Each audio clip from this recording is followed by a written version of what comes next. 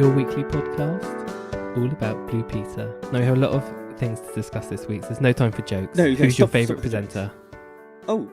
Quick. Connie Huck. Connie Huck, me too, and Geffen. No, we're here to talk about Eastenders. Of course it is. My name's Alex. It is, and I am Ben, your host, some might say. Some might not agree. And we are discussing episodes from the 5th to the 9th of November, and we had a multitude of storylines this week. Lots happened after last week's really slow stories. When it should have been exciting for Halloween, now we've gone the complete opposite. We've got lots and lots of different stories. You said it was a bit Kate Oatesy at one point this week. You looked at me and said, "Oh, this is a bit Kate Oatesy." I know, all the characters intertwining. I love it, and they're all popping up. They've all had their holiday. Everyone got their £50 in their pay packet this week. So we're under strict orders. We've got to get through all these storylines in time. Quick spot. So let's go for it. Let's do it. We said goodbye to a lovely character of Carmel this week at the beginning. Yes. So she's up to basically leaving the square, and as we know, last week she told Keegan that he had stabbed someone. So Keegan's in a bit of a panic and a bit jumpy. That he feels like he's murdered a young lad in the PG. And Carmel is off to Dubai. Apparently, she's just leaving with one bag. She doesn't need her things. She's having a few things sent over for her. Not a cat. But not Craig the cat. That was her gift to Kush. I know. She had lots of gifts to give out this week. Yes. A weird, T-shirt she gave to Sharon to give to Dennis. It did make me laugh when she when she gave it to Sharon. She said, "And just remember, live dangerously." Okay, thanks. Do you think Sharon gave it to Dennis, or do you think she just went, put it in a drawer somewhere? Oh no, Dennis wouldn't be seen dead in that t-shirt. Especially second hand from Sharon. Absolutely. Sharon would be like, no, I don't know. Thanks, but no. She's probably put it in one of those little bags you get put in the letterbox for Bernardo's or NSPCC that you send off to the charity shop. Yeah, she's not happy. She gave a gift to Kim and Patrick as well. It bamboozled old Patrick, didn't it? I know. The thought of a boy playing with a doll. Yeah, so Shaquille had a doll. He wanted it, so why not? But Patrick was like, "Are you sure?" I know, he was really against it. And Kim was quite like, "Yeah, what are you talking about, Patrick?" Yeah, get with the times, Patrick. Yeah, modern mums, modern granddads. I bet you underneath that hat, he has a doll. I bet he has a little Yolandi doll that at night he kisses at night, puts under his pillow. Not a Claudette doll. No, he's over Claudette. Does he swap? Yeah. But as soon as he saw Yolandi, remember that when she came back for that short time? I love that. Yeah, it was lovely to read. She should come back, Yolandi. What about Le Boyne from online? I forgot about Le Boyne. She's disappeared. She's gone a bit never quiet. Appeared. Wasn't that meant to be a story? I'm sure that was meant to be a proper story, and they just thought, no, this is. Although they said this was ridiculous, then they thought up the Carmel telling Porky Pies as a bit of a storyline. Yeah, I didn't like this. I'm a big fan of Carmel, but yeah, it turns out that because Keegan eventually contemplates running away, Karen kind of says, "Yeah, you should run away." Yeah, which isn't very good for a mother. No, considering that Karen was very adamant that if someone commits a crime, that they should stand up for themselves and admit to it. So, but she was in a panic as much as Keegan was. Yeah. But Keegan, to his own merit, he decided that he shouldn't run away. No, he does. And he goes to the police station, and Walford Police doing... I know, again. Britain's best Walford Police, aren't they? She's horrible. It's so stupid, the way she reacted to his interview. She thought he was wasting police time, I guess.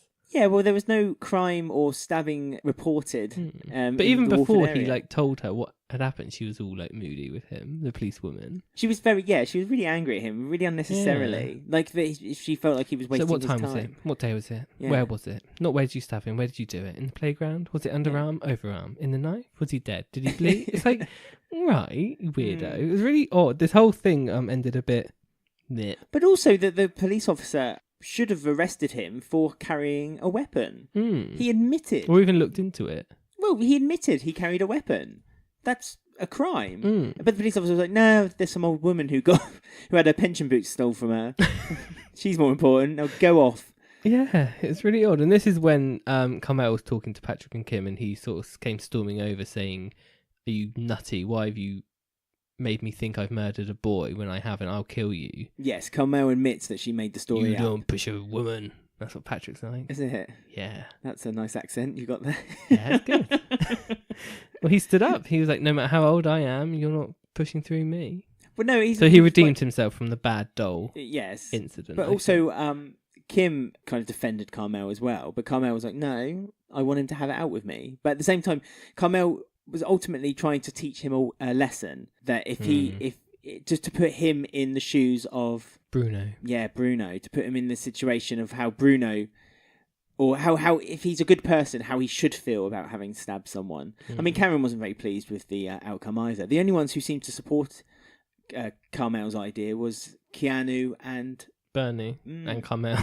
Yeah, it was quite Carmel. elaborate though. Like the fact that she turned up to his house with like a bloody knife and stuff like last week. I mean, it's a bit over the top. I don't know. We don't know whether he did actually stab him, whether it actually had happened, and so she just saw the knife. Because the boy fell down in like pain, so something must have happened. Well, he might have hurt himself, but because he's in a gang, he possibly didn't go to the the police or to the hospital. Perhaps it might have just been a little little cut, just the top of the skin or something. That could cause. But I suppose the knife did look like it had a full blown stab. I don't know, where did Carmel get that from? I don't know. I do not know. 99p store?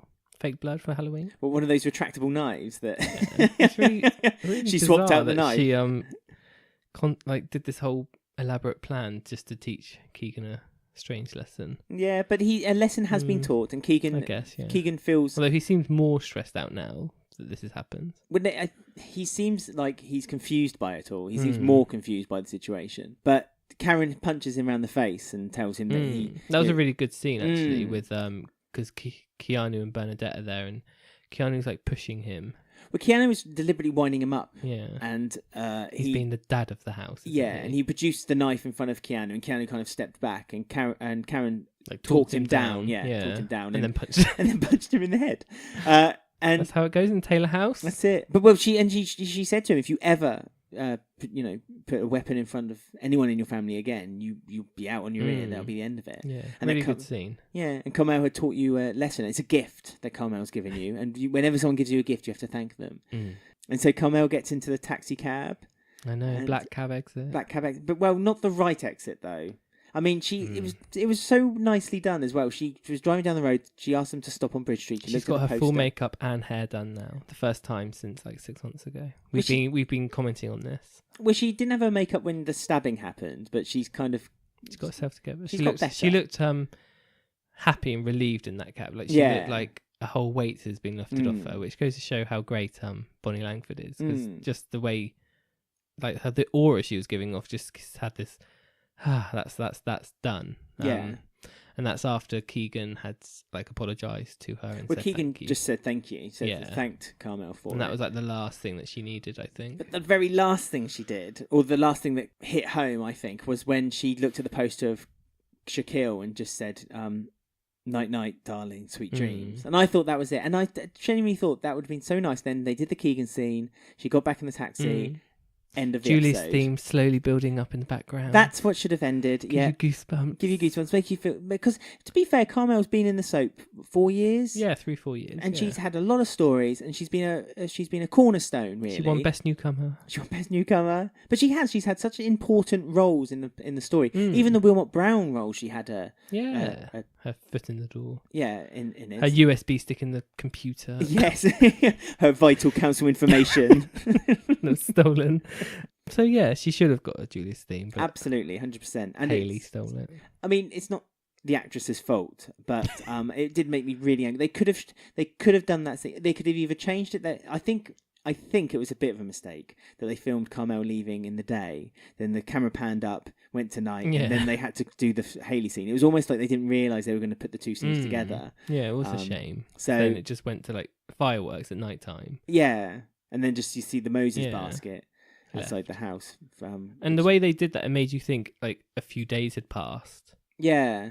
But then when like the Hayley storyline starts, it's actually the same day, and it's really confusing. Well, I suppose a few days had passed, because when Carmel was leaving, it was the day after after the stabbing. Well, the stabbing happened on Halloween night. That's what I mean. But then Hayley left the hospital, didn't she? Oh, that's right. But, like, it's the same so day. So it took her 4 days to get from Walford General to... Yeah, and Keanu was still asleep on the chair, wasn't he?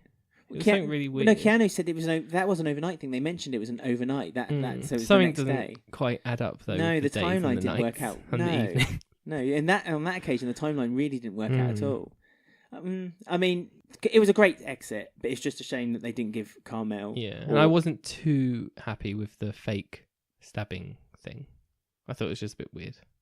It was unnecessary. Yeah, bit over the top. It's like I said, he murdered someone. It's like I said last week. It could have ended better when they did that scene with Denise and Carmel in the pub. Yeah, and they were almost reminiscing and looking back at what had happened. And it would have been then. It could still ended the same way. She could have said her last goodbyes, seen the bench maybe in the gardens, and had a bit of a cry.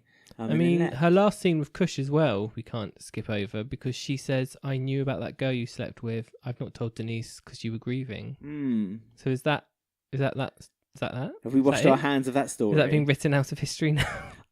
I guess. That's the end of it. He was grieving, so it was okay. I mean, unless she'd mentioned it, I think a few people would have just forgotten about it. Yeah. It would have just been, and it would have been a few smart Alex. And Kush was just like, oh, okay, I've forgiven myself. Yeah, I think, honestly, I had remembered that had happened, but until because it ruined Carmel... Kush and Denise for me. They'll always be there now. Like if they carry on with their relationship, but I hope something comes of it, or Denise finds out and she's able to forgive Kush or something. But so you want I don't want the story to carry on. That's it. That's me done with that. Yeah, I want Denise to know about it, because if they do stay together, there will always be that secret in the background. Kind of ruins it for me. Yeah, but I don't think it's really affecting Kush very much. It's not like, well, it's not. He doesn't care. It's not the thing. It's like he doesn't care. But it should affect him. No, because it did for like 2 days. But as Carmel said, it was because he was grieving. So that's no excuse though. It's not an excuse, but it's a reason. And I think that he shouldn't feel. I don't condone affairs, but I don't think he should feel particularly guilty, especially because she was alright. Let's be fair, the woman who he slept with wasn't exactly whiter than white herself. She was flirting herself. The next morning she thought she was though, wasn't she? She was really clever, she said like, I'm not a one night Sally or something, or some weird thing. Yeah. But we haven't seen her since, and she's meant to be doing temp. She might turn up pregnant in a few months. Yeah, maybe. Yeah. Well, we she might see her at Carmel's room. She might still be working in Bill's, I guess. So the other half of this story sort of links into like the Keegan storyline. So we're going to be moving on to them next. But it's not just Keegan, it's Keegan and the kids. Yeah, the kids. The teenagers. Yeah, the kids are the back. Other gang, Jagger's gang. Yeah, it's someone's birthday. It's never really distinguished who's. It's either Louise's or Hunter's. I think they share a birthday, don't they? Oh, do they? Yeah. Oh, okay. Because Louise and Lisa... Oh, no, they can't share a birthday. No, they're different ages, aren't they? But maybe they have the same. They're day. not twins, or they're not. No, they're not related. No, I know, dated. but Lisa and Mel were best friends, and they grew up together. Well, so Hunter and Louise grew up together. They timed their pregnancies to coincide. Possibly. It's not like the time of the month, is it? When women who live together tend to coincide. But it must be like a joint, because they have a joint birthday, so they must.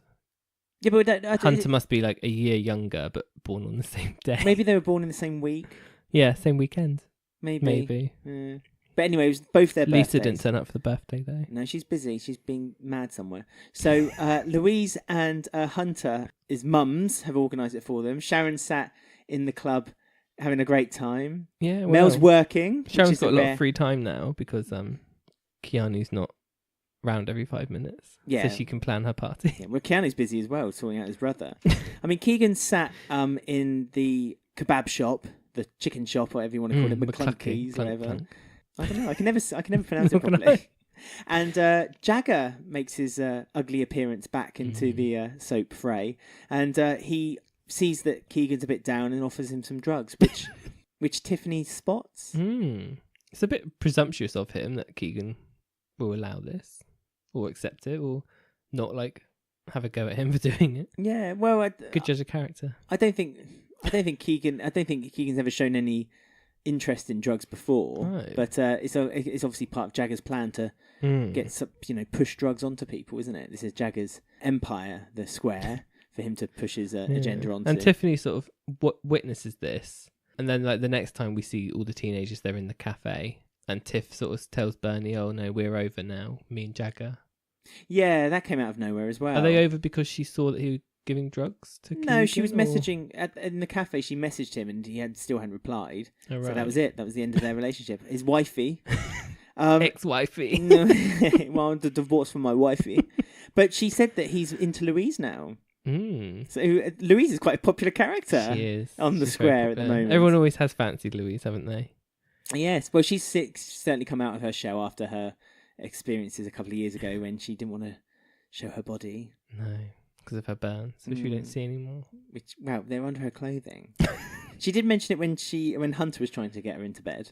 Oh yeah, she did. And when Jagger tried to flirt with her, Tiffany brought it up. That one scene. Oh yeah, that's right. It's still there. Just to stop it from But yeah, they're organising their party. So they think 8 o'clock's better time for a party. But Hunter disagrees. He thinks it's 7:30.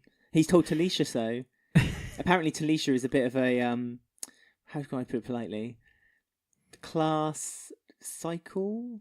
This class bicycle. She tends to hop around from one man to the next quite easily. Hunter's interested. Hunter's keen.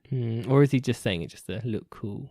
I think he's just saying I think Hunter only is interested in himself. No, he's just doing it to make Louise jealous, isn't he? But yeah, he wants it at 7:30, and because it's his mum's He's club. younger, don't forget, as well. Yeah. If it's too late, it'll be past his bedtime, yeah. He's turned into quite like a good boy, hasn't he, Hunter? I think he is trying to...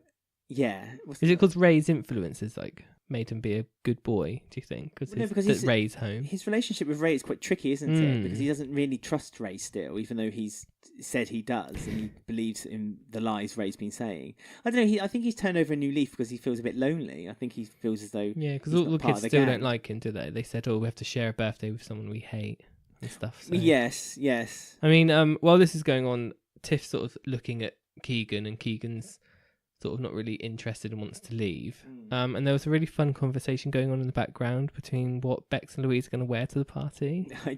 I'll be honest with you, I don't remember this happening at all. Bex says, "What are you going to wear?" And Louise goes, "Between the blue blackless one or the silver top thing." Keeps it open, doesn't it? What about you? Bex says, "I'm thinking about the bluey pinky one." God. They're so undescriptive. And Louise goes, "The floaty one." Bex says, "Yeah, exactly." Now, what could a bluey pinky one even it could be? Absolutely anything. It could be a pair of jeans. Bluey pinky? Is that even a colour that merges? I suppose not. Bluey pinky. Bluey pinky. Mink. Minky. So that was an inane conversation I heard in the background while Keegan was trying to leave, and I just thought it was ridiculous. But / realistic. I guess so, yeah. They were having a nice conversation, weren't they? Like I say, to be honest with you, the silver top thingy. Well, Louise did wear the backless blue thingy. So that's nice not the bluey pinky thingy. No, I can't remember what Bex wore. Bex wore something black, doesn't she? Oh, did she? I think she wore a little LBD. So she changed her little mind. Black dress, yeah, I think she was wearing. She didn't wear the bluey pinky. She wore the blacky longy thing. So that was an inane conversation before their party. And their party kind of sucks in the end because they're just all drinking like Ribena. Yeah, premium stuff. Sharon's there watching. Sharon's watching with a straw in her mouth. Probably the only one knowingly drinking. Yes. That night. Keegan did bring a flask of whiskey with him. Well, presumably whiskey with him, and he let everyone have a swig apart from Hunter, which really upset Hunter. Hunter wanted to join in with the gang, and he was like, "You have to get that out. They'll lose their license." Yeah. He's a right good boy from. No, I think he's doing it because he was jealous. He was just doing it to spite. What do you think? Not trying to protect his mum? No, he didn't care. He wanted a drink because Keegan offers them the drink again, like to put it into their cups. And Hunter's like looking over, and he's like, "Not for you." And Hunter's like, "All right then. Oh, I'm going to tell my mum." And he's like, "You try it." And then they start having their little scuffle they on have a fight. On the world's smallest dance floor. It's tiny. I mean, I thought when E20 first opened, Mel said there was the main bar. So when you walked in the main bar, maximum capacity of 500. 500. So there's the main bar area. Then there's the door that leads to the club area, like the dancing area. And there, she said there was another bar. Oh, really? Yeah, so we've never seen that second bar. As you said, capacity was a ridiculous number for what she said. So why do we only see this one bar area, which also, I know, but every week is rearranged as well for its means. The only time it looked half realistic is when Martin had his school reunion, because there was like smoky and it was smoky and all the lights were down and there was lots of lights and it actually felt like there was an atmosphere in there. Well, maybe Mel should have got Ruby Slipper Promotions to do this party for them. Yeah, well, She could have done the party and it would have been banging. Ruby Slipper Promotions on hiatus at the moment. I think she's closed her Facebook page as well. Oh no. I mean, she's getting too many messages from people.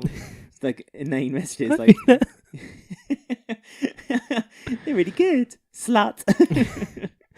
But yeah, that's really it for the teen. Well, there's a bit more of the teenagers, but it sort of merges into another storyline. Yes, it's Ray gets and his, Louise. yes, but that's another storyline altogether. Save everyone.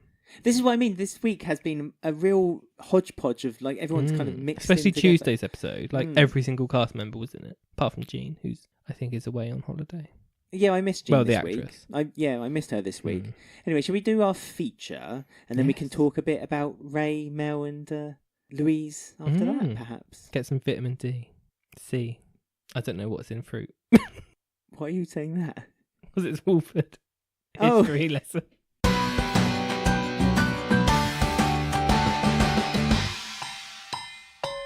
Yes, it's that time for the feature again, where we delve into another history lesson of our favourite borough of London, finding out about the past residents, locations or stories of interest, with another helping of a brief history in Walford. Fast becoming one of my favourite sections, I must say. I do enjoy doing the research for this every week. Everyone loves it. Quoted, I love learning about the law. Yes. That's a quote from a fan. So thank you, fan. As always, we'd just like to give you a gentle reminder that if you're stuck for a Christmas present this festive season and want something a bit more interesting than a pair of socks or a soap on the rope, then why not visit shop.spreadshirt.co.uk/Eastenders Weekly podcast to visit our merch store, where you will find an exclusive design drawn for us of the Queen Vic bust on clothing, bags, pillows and lots more. So do check out shop.spreadshirt.co.uk/Eastenders Weekly podcast, and it will ultimately help us continue to make this show. So there we go. So on the feature this week, we will be heading to a market stall which has been in the Bill and Fowler family and kept an eye on by the legend Shrimpy for over 100 years.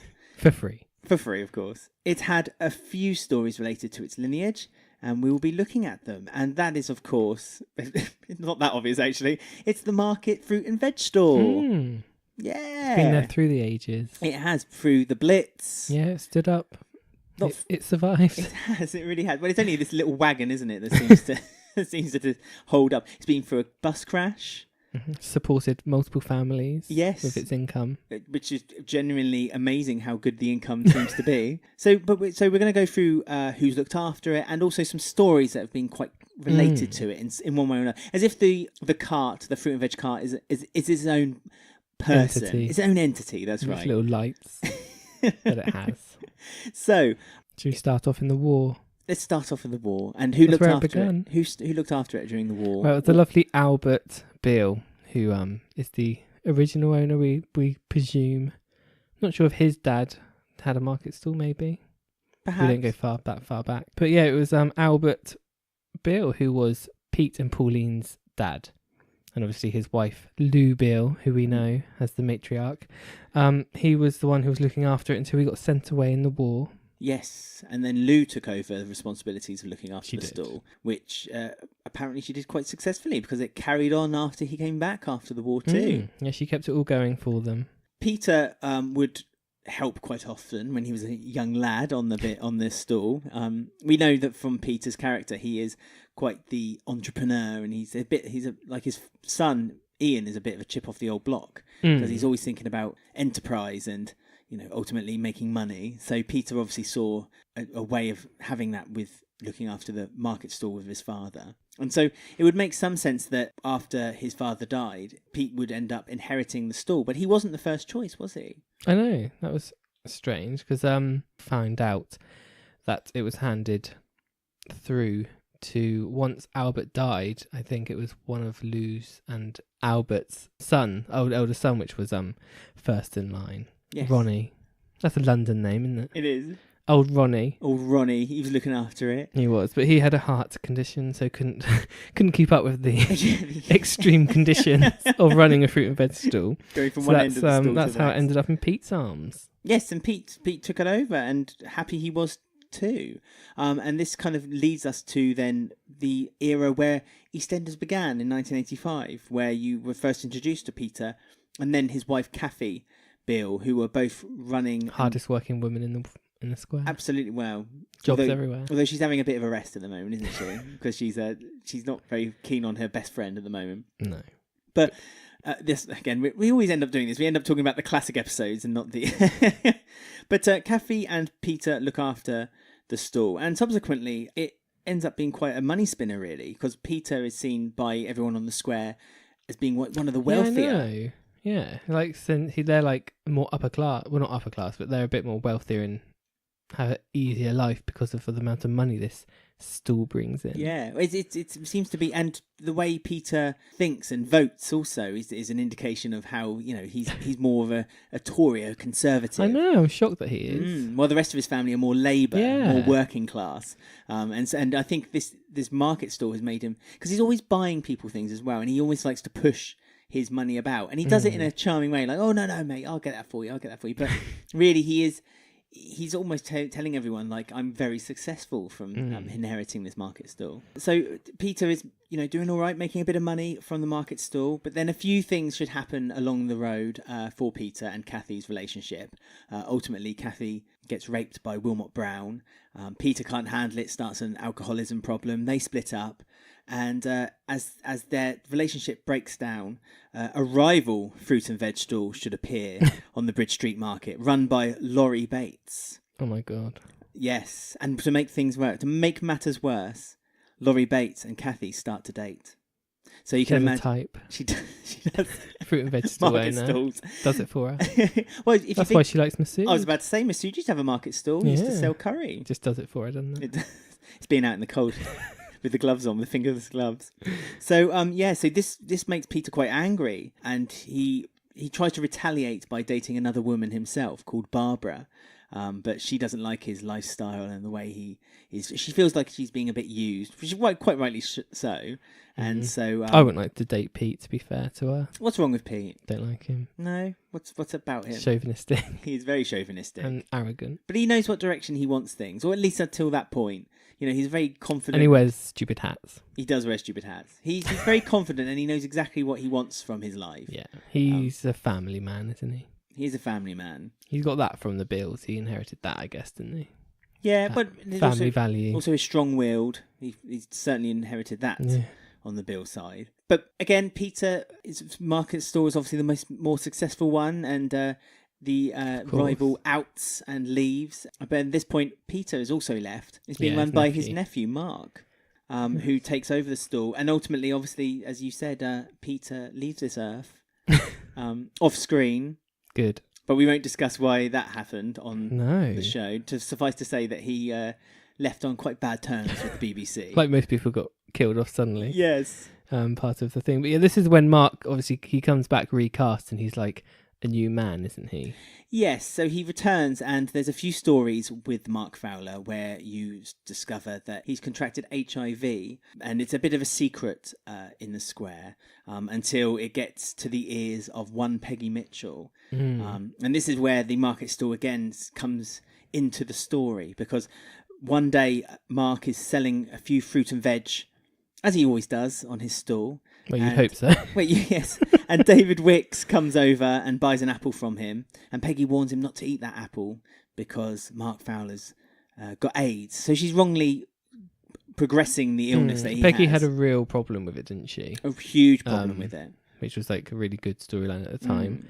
The actress Barbara Windsor hated it though, didn't she? Because she's got such a huge gay following. And obviously... And they all turned on her. They all turned on her because her character basically was so hateful and nasty toward Mark for having this illness. Yeah, because everyone, like, it wasn't well known back then, so everyone thought, oh, if he touches it and then I touch it, I might catch it. And that's what she was going around saying, because he's handling fruit and veg. And also wrongly diagnosing him for having AIDS, because it's not AIDS, it's just HIV. So yeah, the rumours start spreading around, and Peggy doesn't hide the fact that she knows this information and doesn't, step back from a confrontation with Mark and Pauline. This is in the Vic. And this worries Mark, that he thinks that he's going to end up being ruined and that people will not start buying for fruit and veg. And he was right to worry, because there was a boycott at this point. Oh, God. Yeah, people started stop buying his fruit and veg. There's been a lot of boycotts on the square. Like, people not going to the Vic or not going somewhere. Did this last very long? Was it a proper boycott? It was quite a big boycott. There was graffiti also painted on the wall outside the Fowler's, the Fowler's house. So opposite the fruit and veg store stands, and it just said "AIDS scum." So people, as you said, it was a huge. Even this was the mid-90s. So the epidemic was obviously began in the 80s, and in the 90s, people still had this misunderstanding of exactly what being HIV was, and it was it's really good subject to tackle that, as you said just earlier, the people thought that by him breathing around this fruit and veg, people are going to contract this illness off of him. So Mark leaves on his motorcycle, and then it is given to Pauline's son, Martin Fowler. Now, Martin looks after it for a little while, and it would make sense that Martin, especially after Michelle don't want it then. Michelle's in America now. She's doing her own thing in America. She don't care. And also, his brother Mark had left, and he died of lymphoma related to being HIV. And so it would make perfect sense that Martin was going to inherit the fruit and veg stall and be the next down the line to look after it. But this wasn't to be, because Martin decided to start a relationship, or rekindle his relationship, with someone who Pauline wasn't a huge fan of at the time. I know, she hated Sonia. She took everything away from Martin if he was going to be with her, didn't she? Well, this is what happened, but it was, to be fair, there's two sides to every story, and Sonia and Martin, they were restarting their relationship, but it was rekindled by their anger toward Pauline for trying to visit their daughter, who at the time was called Chloe, but obviously, as we now know, is Rebecca. Bex. And it was against their wishes. They asked Pauline not to visit her, and Pauline ignored them and carried on visiting her. And by this link that they were both outraged that Pauline should go behind their back, they then restart their relationship, which doesn't make Pauline a very happy woman at all. She doesn't like it. So Pauline had died, obviously, presumably by Sonia's hit round the head. And do you remember where Pauline had died and when Pauline died? Yes, Christmas. I think it was Christmas Eve or Christmas Day. Or was it New Year's? No, it was Christmas Day. It was snowing. Yeah, it's Christmas Day. It always snows on the square at Christmas. Yeah. Nowhere else in the UK. It was in the square gardens right near Arthur's Bench. That's right. Yeah. So she died next to... brain hemorrhage. That's right, next to Arthur's Which is Bench. also what Arthur died of. So. And also from a whack around the head. But not by the same person. Not as quickly. No. But she went off for a bit of a walk. And so Ian inherited the fruit and veg stall. As we've discussed before, so Ian looks after, or owns the fruit and veg stall. And it was like part of her will. Like, if Martin is with Sonia, he doesn't get the house and he doesn't get the stall. Yes. Which is why Ian now owns the house. Yeah, he lives in the house Beale too. House. So yeah, that's interesting. How that's all worked its way around. Yeah, I mean, it's not Ian's house, so I'm surprised Martin's never really contested it. I know. It's I strange, thought he isn't might it? have, seeing as he's got like 12 children still alive. Yeah, and it's mad that he's like, even the fruit and vegetable, he works for Ian. You think Ian would be a bit like, oh, okay, you can have the stall back at the very least. But yeah, Ian owns it, but he never really works on it, does he? He's above that. He never works on it. No. Whenever Martin's unable to work, he always gets his mum to go on it. He's like, oh, Mum, can you do that today? When Kathy was first back, we used to laugh and say, as you say, Kathy, the hardest working woman on the square. She used to be in the fish and chip shop in the evening, the fruit and veg store at lunchtime, and the cafe in the morning. So, because Martin left as well, and then obviously that's when Peter must have taken over. Peter Bill. Yeah, Junior. Yes, Peter Bill Jr. So when Martin left, Peter then took it back over. And this is linked to another story, or the last storyline, which is kind of related to the fruit and veg store directly. And that is that in 2015, there was a art imitating life kind of storyline where EastEnders were doing a nude calendar in order to raise money for Children in Need charity in the UK. I remember. Yes, it was all Pam's idea, and and she was surprised by how many people were on board for doing it. So some of the photos was Cush and Dot in the laundrette. There was Sonia stood with her boobs hanging out in the cafe. And Pam and Big Mo were in the flower stall with the flowers conveniently Big placed. Mo? Yeah, Big Mo, flowers conveniently placed. I mean, we'll post these on Twitter if we can over Pete the Bill's week. there, topless. Well, Pete like Bill always. Well, this is the surprising thing. So Pete Bill, who is, as we say, running the fruit and veg store at this point, is topless, but he's topless in his dad's fish and chip shop. So can you remember who was stood in front of the fruit and veg store for the nudie calendar? Not Kush, is it? No, Kush was in the laundrette. With Dot. Oh, gosh. Not Lucy. Ian? I don't know. Who would it be? Well, it wasn't any of the Beals. Oh, that's silly. Shouldn't be. It wasn't, no. With a hat covering. That would be amazing if Shrimpy stood in front of his hat store. Oh, they should do that. Maybe next time. No, it was the market manager, Alex. Oh. Do you remember him? Oh, yeah, I do. He dated Roxy. And they were basically the king and queen of the market, you see. So they were stood in front of the fruit and veg store, and he was holding a scepter, and she had like a white gown on, so it looked like a cloak then. And so they took the honour of having the entity that is the fruit and veg store behind them while they had the photograph. I know, I must admit, I was a bit surprised Peter by that. should have been there with a pumpkin covering him. Well, that's what Kush did when he was promoting the calendar. Do you remember that? Yes, I do. That was his first scene.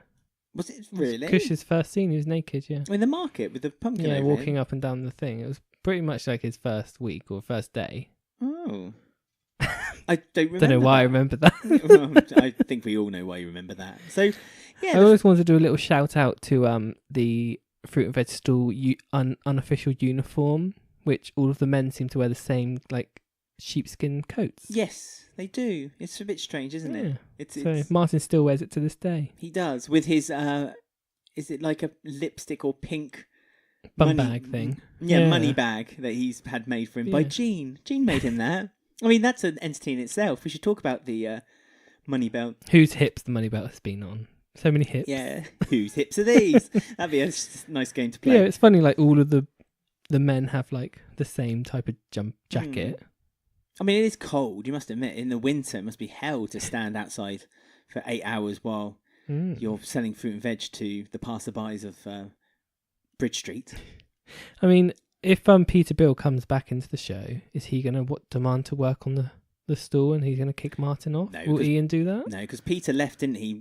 Bit bored of living and having the life of. Yeah, but if he comes back soon, there'll be an argument where Ian kicks Martin off and he loses his job.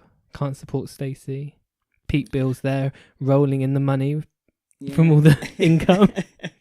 The ghost of Peter Bill. No, Peter Bill Jr. I meant. Oh, okay. He'd come back.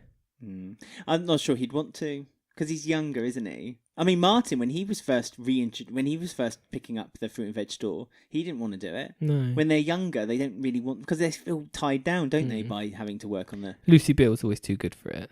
Well, she had her own businesses. She started her own letting business, didn't she? Ultimately, her death. It was. But yeah, so there you go. So yeah, if you think about it, the market store, a lot of things have happened around it. It's not. It's always been there, hasn't it? It's always been episode there. 1 right up to now. It's always there. Yeah, there's that and Winston's record shop, which and Tracy's flower stall. But Tracy doesn't run it anymore. No, not anymore. But it's still there. Do you think she still owns it? Maybe that's why she gets all her. Oh, maybe. But we know that she comes all the way from like the other side of London to come work there. Well, yeah, you have to get off on all the gossip, don't you? Yeah, she sits there listening in. But yes, it's been there forever. Yeah, so a nice little landmark of the square. And yeah, if you have any good memories of the fruit and veg store that we may not have mentioned. What's your favourite fruit? What is your favourite fruit and veg? Let us know. Pumpkins are limited. You can make it seasonal as well. So you might like a date over Christmas or an orange over Advent. Or a pineapple in the summer. Yeah. Whatever.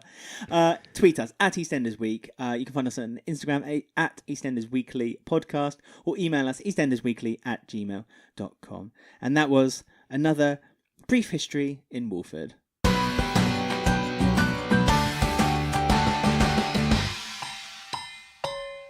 There we go. That's a nice look back.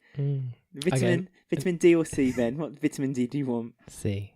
I'm quite pastoral with vitamin A. Or B12. But I got an A+ in my history lesson. A vitamin A+.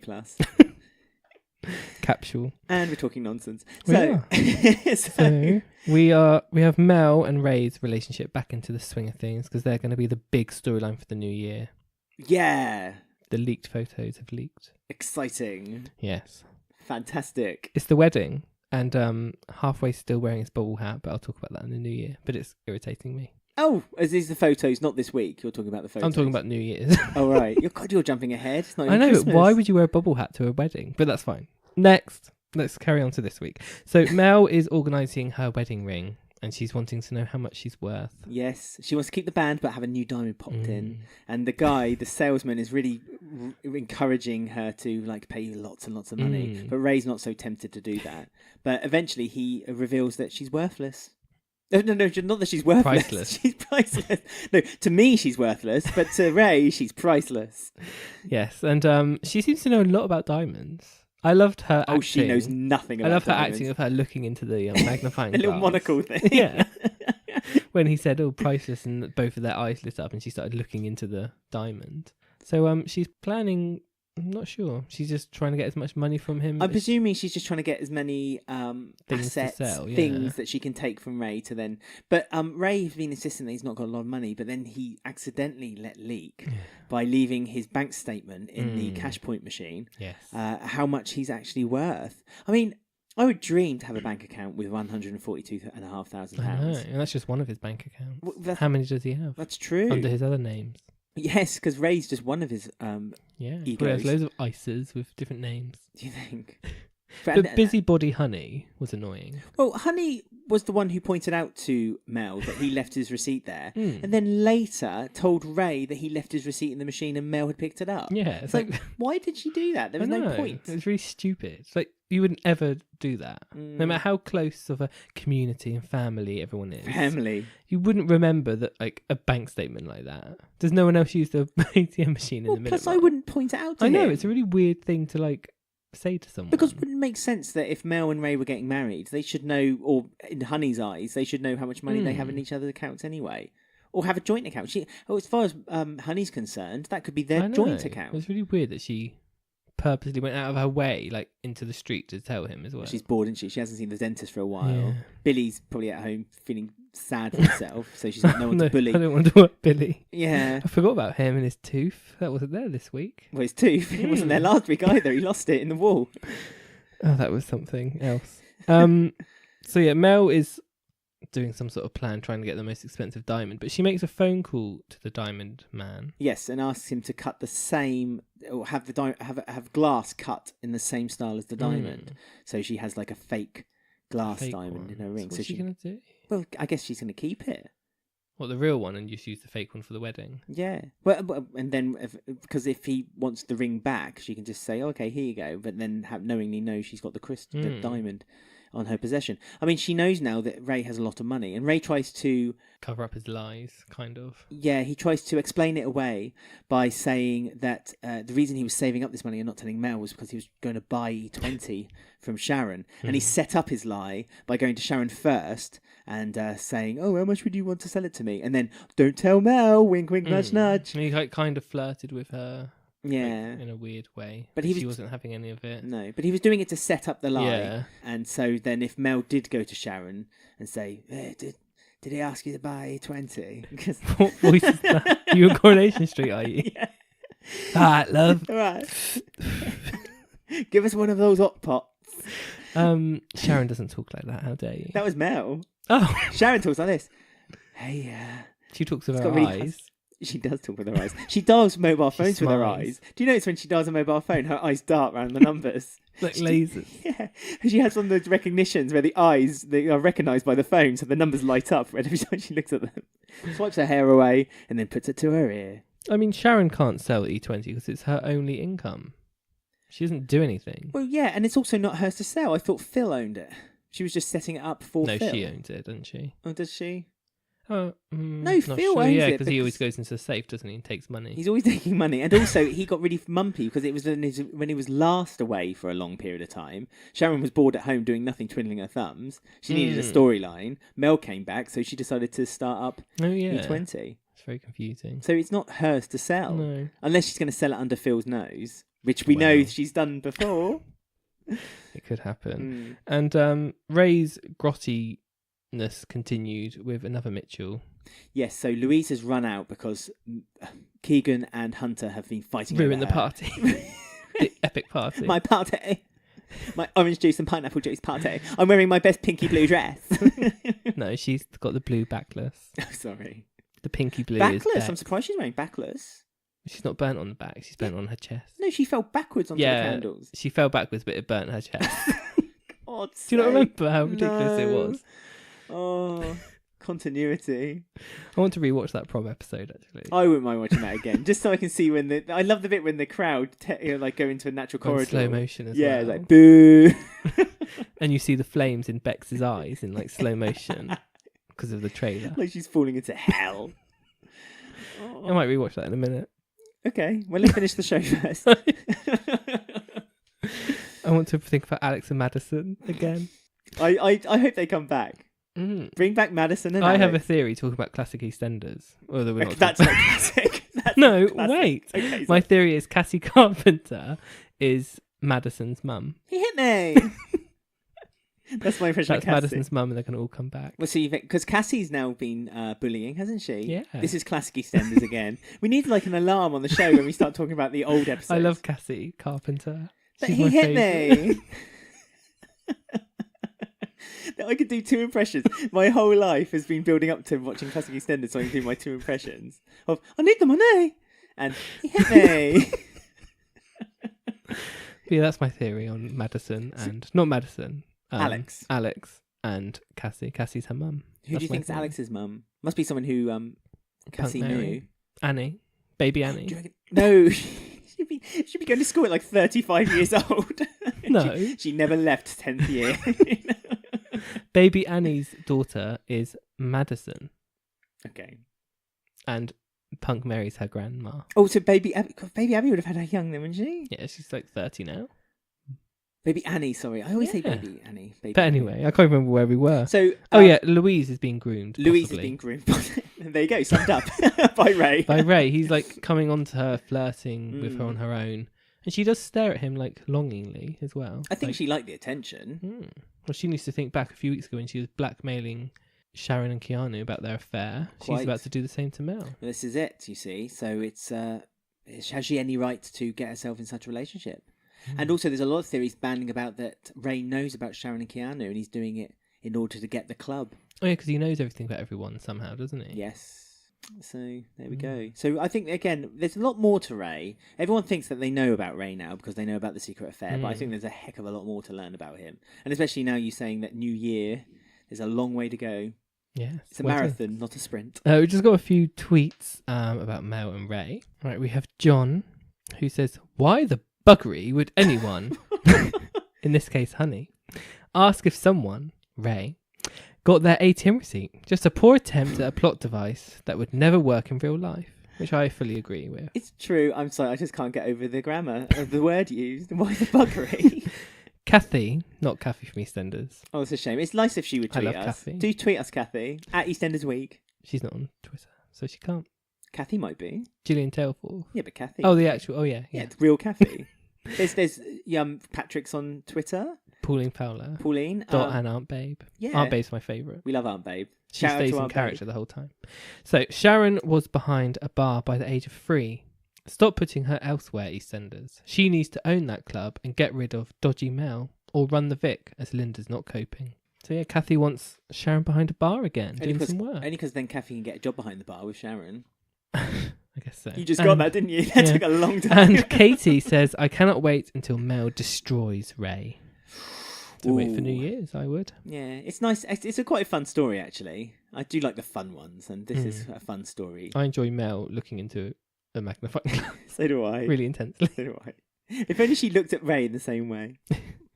So the other storyline which we're going to talk on to next is about Baby Rose. Yes, the big story. This was basically the whole story of the week, really. It's kind of was throughout the week. While other stories kind of delved in and out throughout, this was it. This was the longer one. It was like, yeah. It's kind of like Halloween, long, but like nothing happened. Going much. Yeah.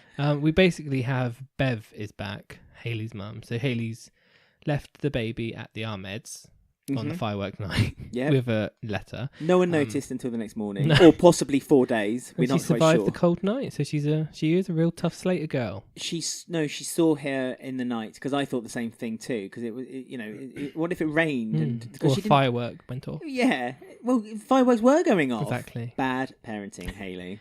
But she's a tough Slater baby, so she's fine. Sounds like a song. Tough Slater baby. It's going to be a Christmas song, isn't it? Performed by Jessie Wallace. What, Tough Slater baby? Which I'd like to see that. So yeah, she has gone to her mum's house and her mum's actually taken her in. So that's quite good for Bev. For Bev's track record, actually letting Hayley stay. Yes, but we Plus point. Yeah, true. But we know that Beverly doesn't do things without a reason. And we kind of know that throughout. There's always little clues throughout the week that she's always manipulating Hayley. The way she talks to Hayley throughout the week, she's manipulating her. She's quite clever at that. Yeah, to think a certain way. She keeps going on about, you don't know. Do you not know how to feed a baby? You're not very good. You're not a natural mum. Everyone should know how to do it. It doesn't come naturally to everyone. No. And she says the same. You know, when I had you, it didn't come naturally to me. No. But it worked out. And then, in the same breath, she would then say, "Oh, but you know what? I did make a mistake. I shouldn't have had you. I should have given you up. I should have had someone else look after you." So she kind of lifts Hayley up, then to deliberately punch her down. So when Hayley thinks, "Oh, I can do it," she deliberately then puts her back down again to then, and because she's been lifted beforehand, the negativity feels twice as bad to Hayley, so it's like it's more hurting. Yeah, it's like when she's teaching her how to do the powdered milk, and she goes, "Oh, test how hot it is." Yes. And then she goes, "Oh no, on the other side of your arm, silly." And then she does, and she says, "Oh, that feels fine to me." Then she takes it from her and does it on herself and goes, "Oh no, that's too hot." And it's like, was it too hot, or were you just saying that just to make her doubt herself? Exactly. Everything is a manipulation by Beverly. She is very good, the actress who plays Beverly. Beverly. Apart from her name. No, yeah. Because like she is horrible, but I do quite like how she like delivers her horrible lines. It reminds me of Aunt Babe, how she delivers like really horrible lines sometimes. And also, I also noticed that the makeup around her eyes, be it deliberate or not, always seems really smudged, like pandery. Yeah, which is kind of She's nice always little on the touch. lager, isn't she? Well, that's it. They were drinking from the morning to the evening, and they get a phone call from the hospital because Mariam and Ashad has been looking after the baby on Hayley's behalf, but the baby has coughed up a little bit of blood, so they run to the hospital, let Hayley know.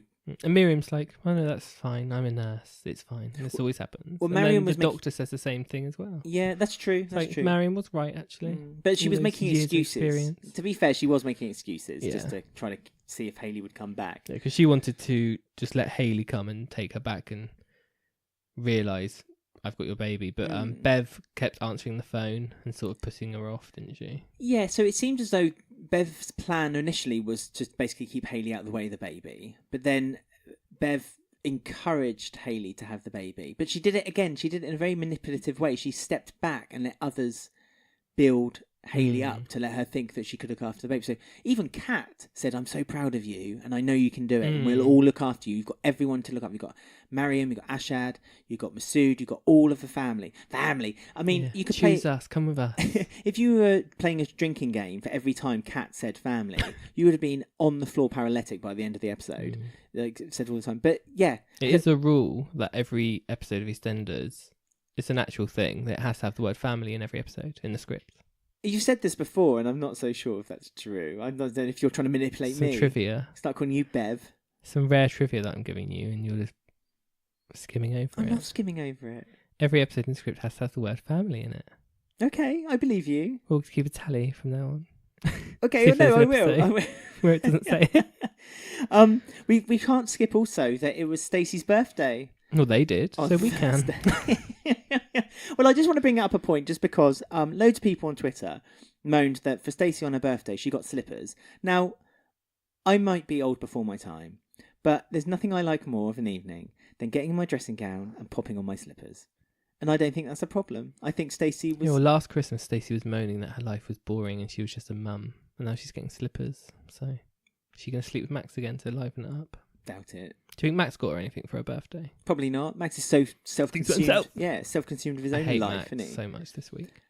Yes. But I'm not going to talk about him yet. But yeah, we end up finding out that Beverly has like an ulterior motive for baby Rose. We do. So Beverly convinces Hayley to go back with her with the baby. The baby still hasn't got a name by this point, but then this is where Beverly's manipulation starts happening. When she does, Hayley Kat says to Hayley, she has some power over you. Why aren't you? We're helping you. We're offering you help, and you want to go back with Beverly. And Beverly also does something really nasty where she says, "Oh, be careful, Kat, or I might drop the baby." Yeah, it's really horrible. She threatens to drop this 2-day-old child. Wow, she's evil, isn't she? She's proper evil. Evil cow. But also shows that she has no affection or love toward the child. No. So she's not asking Hayley to take the baby home for them to look after it. She's got an ulterior motive for it. Yeah, it's just an item to her. You're right. And she talks about Hayley, how she was going to name her Rose.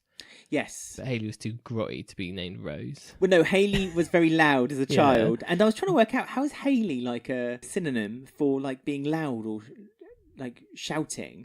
I thought Hail? Hayley. Oh, yeah, so it's the sort of name you can shout at someone, isn't it? Hayley Rose. Rose. Hayley Rose is a nice name. No, it's not. Okay. But so is it going to be Rose Slater? Is that her name? Well, I don't think that. Again, they've not named the baby. The baby still has been unnamed. But that's, again, is that purposeful? Because Dot will like it because it's her sister's name. Oh, is it? Oh, Dot would love it then. Dot will approve. Yeah, maybe that's where they're heading with this. She's going to eventually, when the story kind of winds up, and Hayley, because I'm presuming Hayley's going to end up with the child. She's going to realise she's made a mistake. Yes. But yes, so Beverly wants to basically put potentially baby Rose on the black market and sell the baby. What type of prices do babies go for? I don't know. Should we ask Aunt Babe? Because this is something she's done in the past. Well, she needs to make a guest appearance, I think. Do you think this is where it's heading? I hope so. That they're going to go to Aunt Babe in a caravan in the middle of the field? Business again. She'll have a pen behind her ear. She'll be like, she'll lick her finger and go through her book. Like, yeah, I've got someone here.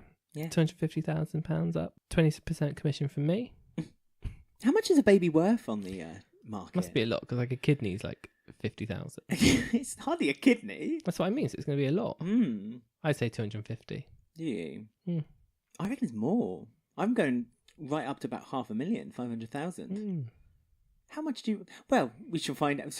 Poll of the week. How much is baby Rose worth? Priceless, like Mel. Worthless, also like Mel. 250, 500,000. I don't know. I suppose we do a bit of research and find out. How do you find out it's very how much dark a baby... research, though. That would be the dark dark web, I don't really want to it? Put that on my computer. No. I have to go to a public library and do it. Well, so the police can be outside waiting for you. Yeah. So yeah, that's how it sort of ended with Hayley. Is that the fact that the mum has got it in her head? You know, we might as well make a bit of money from her. Let's try and do that. So yes, and it seems to be she wants to make a few quid out of her, and it seems to be her plan all along. We're hoping for an Aunt Babe cameo in that Badland. She's very busy doing lots of plays, but she can do a cameo. She is busy, but it's only a day's work, isn't it? It's like when Kathy came back for the day, and look what happened there. I know. I was so up for Kathy having a storyline this week. It didn't happen. Kathy did have a storyline. She's off to Barcelona, didn't she? Well, I have a theory about her storyline, so we'll talk about that in a minute. It wasn't Barcelona, was it? Sorry, it's no, Portugal. It was. And I have a theory. Oh, okay. But we're going to play a quick game first. Yes, and then we'll be talking about Max, Cora, and Kathy.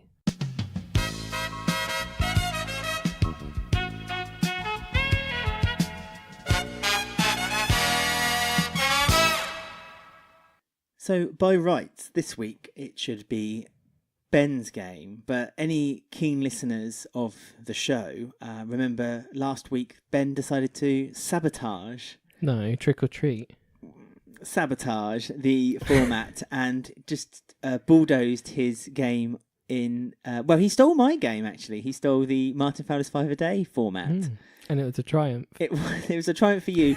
It was not so much for me. So as a bit of a turnaround, I'm now doing the game this week, but I'm going to play one of Ben's games. Ooh.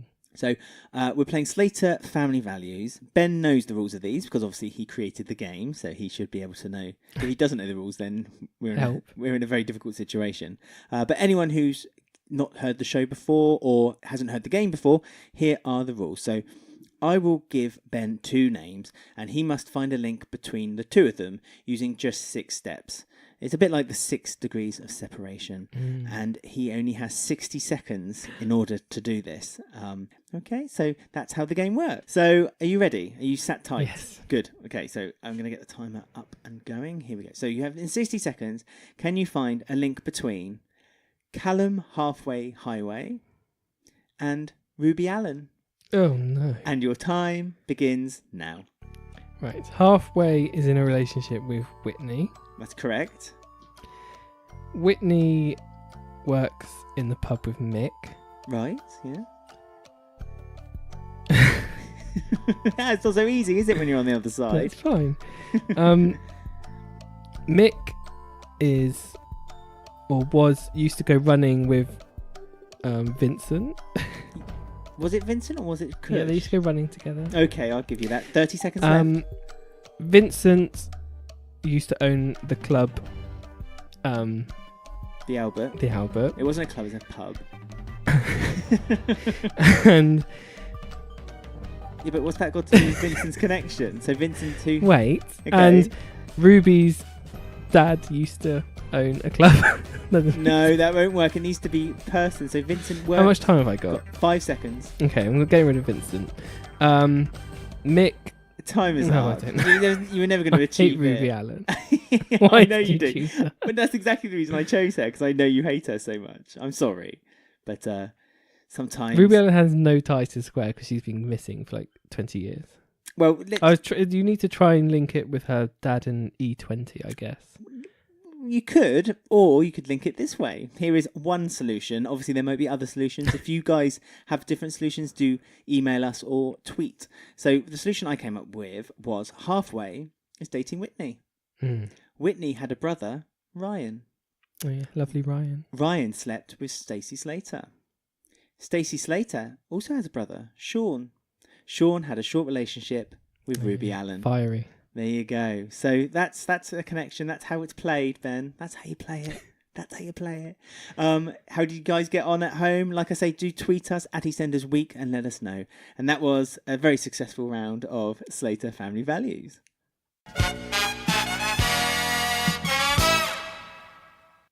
Lovely. That was unexpected. It certainly was. So we have baby Abby back. Yeah. For her 18th birthday, because it's been so long since we've seen her. I know, she's grown so much. I know.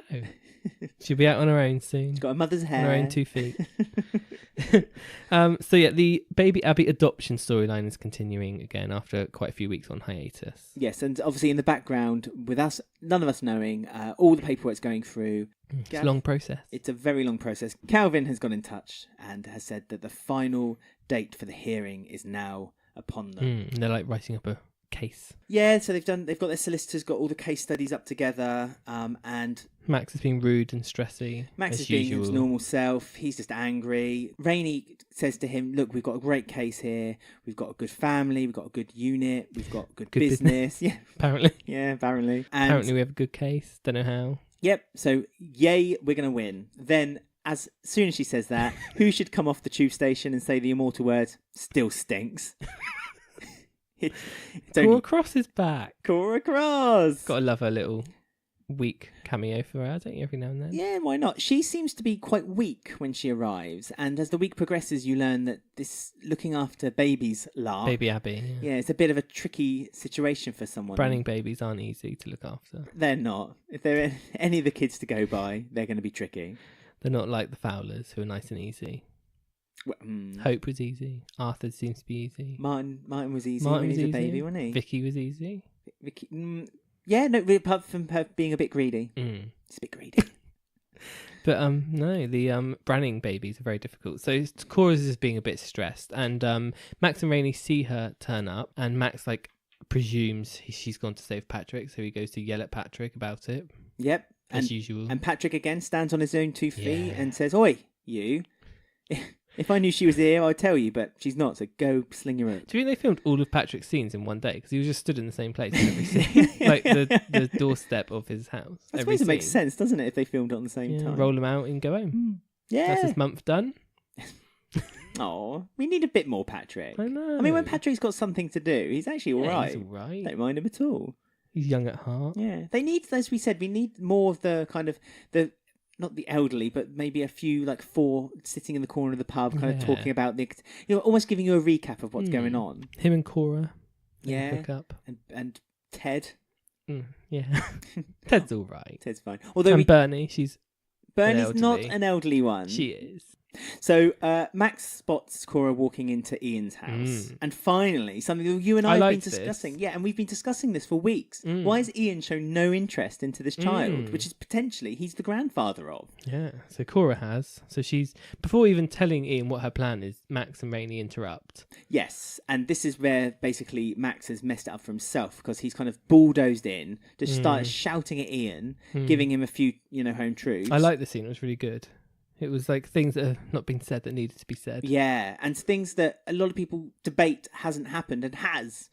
For instance, Ian brings up the point that Max had killed Stephen. Finally. They bring up loads of beef between them. Yeah. Because Max has interrupted, Ian's like, oh, I am going to support your application, actually. And then Rainey's like, oh, well, I wonder if they'll like to know about you sleeping with prostitutes. Yes. It's like, Rainey, that prostitute was you. Exactly. And Ian does say that. So do you really want to bring that up in court?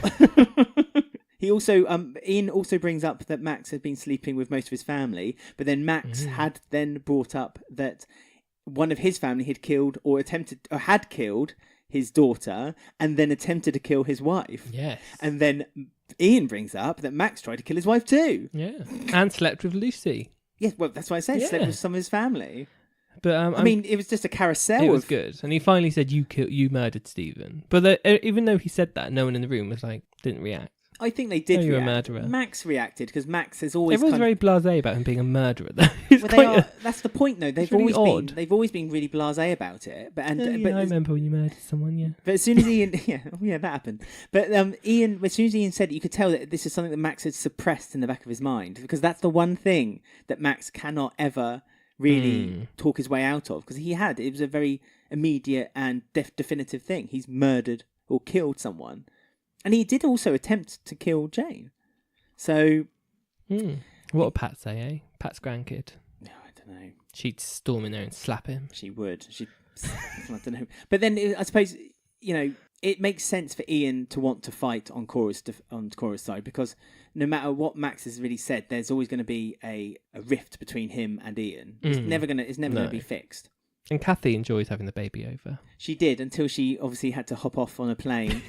This amazed me because she said it as if we should all know this was happening. I know. I'm off to Portugal. Bye. And it was like halfway through a shift. Yeah. She didn't have a bag or anything. And no one was looking after the cafe at that point. The cafe was just left abandoned. Yeah, it's really odd because Cora's like talking to her saying she's struggling a bit. She's lost a dummy. She didn't stop crying. And Kathy's like, oh, I'm off to Portugal. Bye. Yeah, you know this. Bye. And she literally skipped out the door. Yeah. Like, oh, it was so close to having a Kathy story or it was hardly a story, was it? So close. She was just telling. And now she's off to Portugal, so that's going to be like 2 weeks at least. Wow. What's she doing in Portugal then? Wow. Phil's in Portugal, isn't he? And he's going to be away for another 2 weeks. Ex-husband. Oh. It could be rekindling. I mean, Sharon did do it to her. Yeah, exactly. Why not do it back? Yeah, return the favour. That would be good, wouldn't it? This whole time that Sharon and Keanu have been having this affair on screen, Phil might have been having it away with Kathy secretly. Maybe. That'd be good. That's the type of storyline we need. But again, I suppose it would make sense for it to happen because we never knew that Kathy was going to Portugal. It just came out of the blue. So let this storyline that she's having an affair with Phil just come out of the blue. Oh, didn't I tell you I'm having an affair with Phil? Skippity, skippity, skip. Perfect misdirection because we're all concerned about Sharon. We're not even thinking about what Phil's up to. Oh, I'm not concerned for Sharon. Sharon knows exactly what she's up to. She's loving every minute. Well, in my head, Kathy's off to spend some quality time with Phil, having a secret affair with a raunchy storyline that will continue all next year. My goodness, you really planned this out.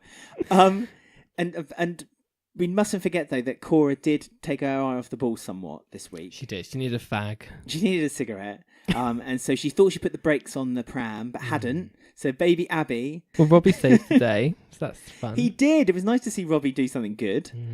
He stopped he stopped the pram, but it was just before he was going to get hit by the van anyway. So really the van driver was the hero in this situation. So again, Robbie had his stripes stripped away from him once more. And Cora obviously thought Martin saw, so she sort of had a word with him to not tell anyone. Yeah, poor old Martin. He's got another piece of information on his shoulders that he has to keep a bit quiet to himself. Yeah, a lot going on for poor Martin, but she foolishly didn't ask Robbie to be quiet because it's the first thing he said to Max. Yes, but Max is Robbie's uncle, so he's family. Yeah, but he fired Robbie from the car place, so Robbie shouldn't be that grateful. Oh yeah, he did, didn't he? Even though Robbie made a sale. Yeah. Yeah, but Robbie's... Don't go for forgotten.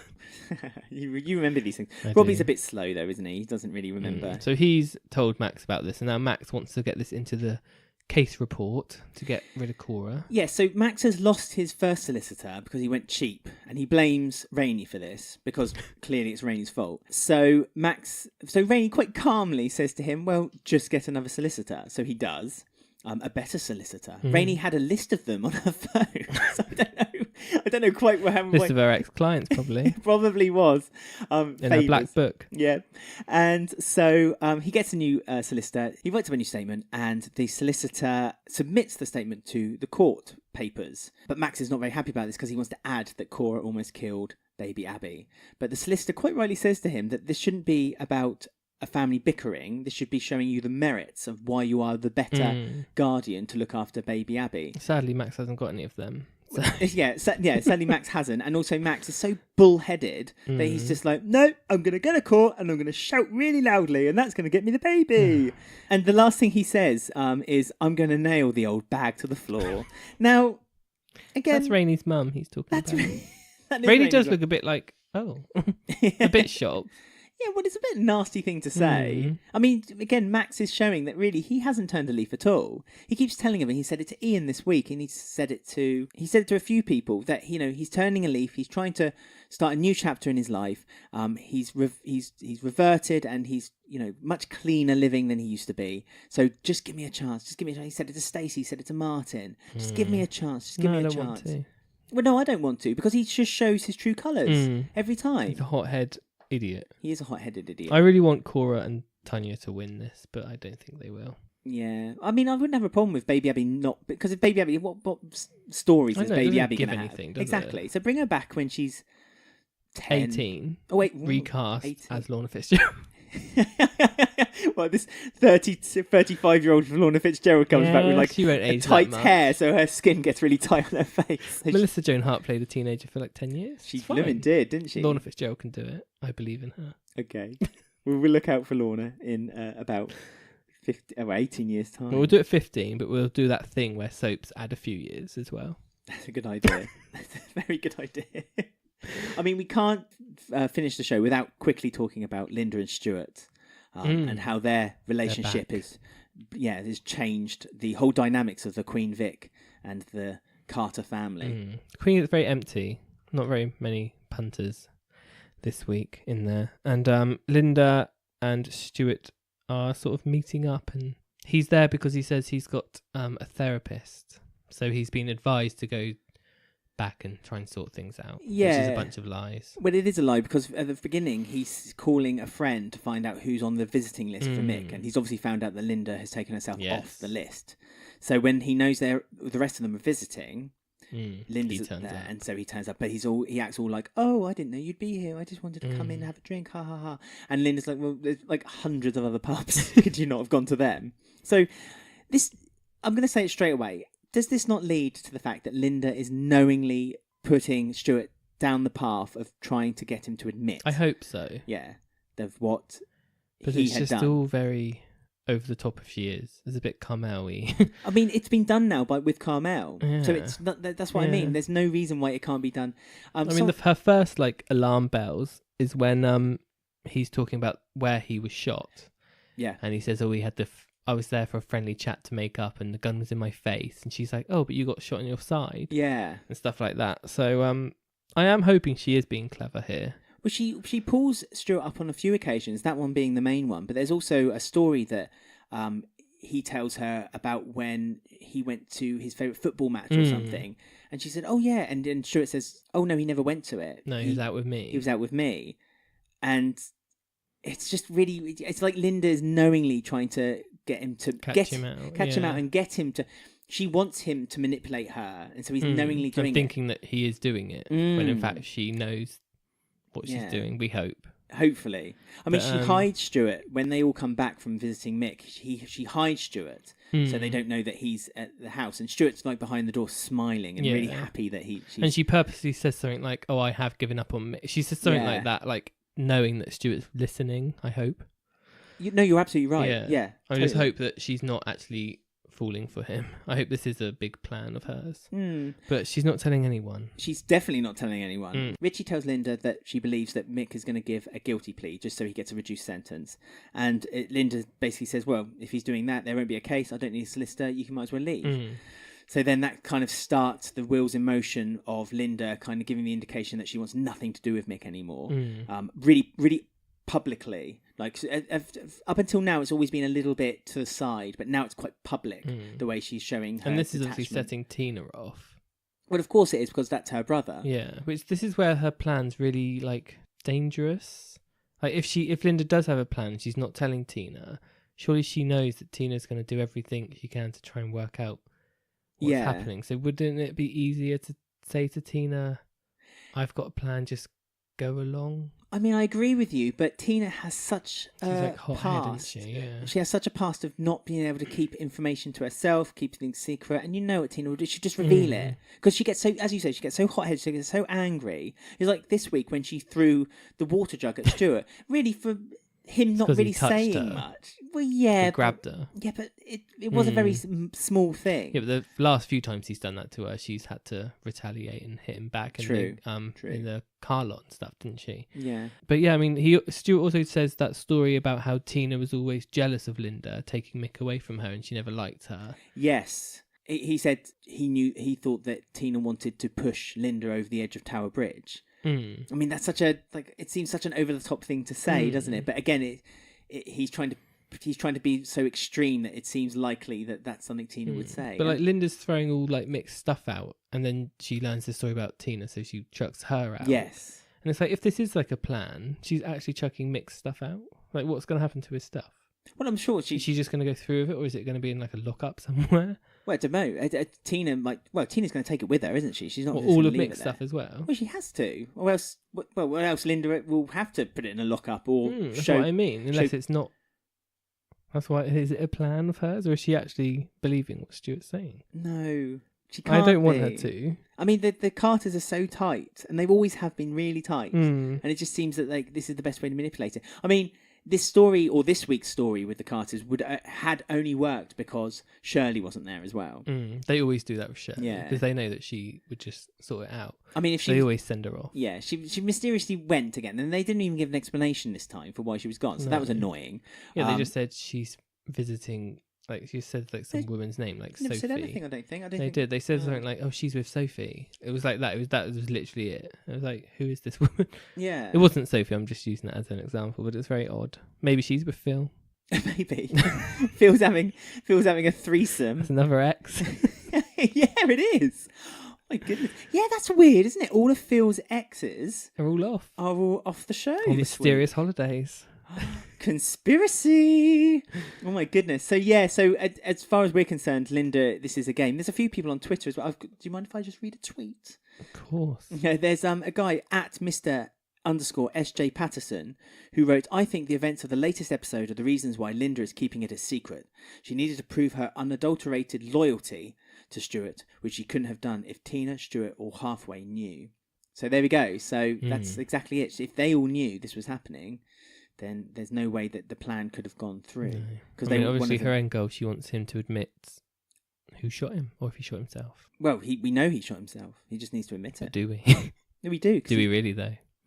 Was he telling the truth, though? Well, to Mick? Yeah. Of course he was. Was he, though? Trying to... Shush. It was Whitney.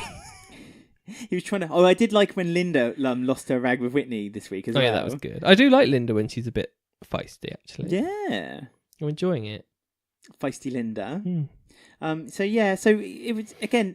it was quite a few things happened, but it was basically ultimately that you're seeing the manipulation of Linda. Also, we believe double manipulation. Who's the one manipulating who? But we also discovered that Mick's court case is until March.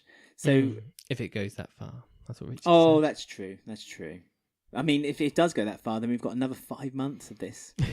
This is a real long one, but it coincides quite nicely with the start of. I know we always bring her. It's almost like Abby's name. We can't bring up an episode now without saying Kate Oates. I know, you don't want to hype her too much. No, but well, we should be excited. It's a big draw, isn't it? Very exciting. So yeah, so that was the week that was. Ooh. the 5th to the 9th of November. About 1,000 storylines then. That's why I hope you guys appreciate that we had to Do it. flash through those, Roadrunner style. But hopefully we got the main gist of information. But if there's anything we missed, do get in touch and we can always chat to you over Twitter if you guys wanted to. Talking of Twitter, do you know that we have a poll of the week on Twitter, Ben? I have heard. Have you? Through the rumour mill? Yeah. It's posted every Monday when EastEnders is broadcast in the UK. And we always get the results at the end of each week and read them out on the show. And we also appreciate any comments that people make on the tweet as well. Anyway, this week we said, the amazing Carmel Kamizi left the show tonight and will be missed. What was your favourite story during Carmel's time on the square? And the options were: discover Cush was Arthur's dad, humiliated by Max having an affair during the Wilmot Brown storyline, Shaquille's death, the most current one as well, or upsets the market traders by setting out some new rules and then telling them that the market was going to be merged and closed down. Yes, I remember that. They were the heady days.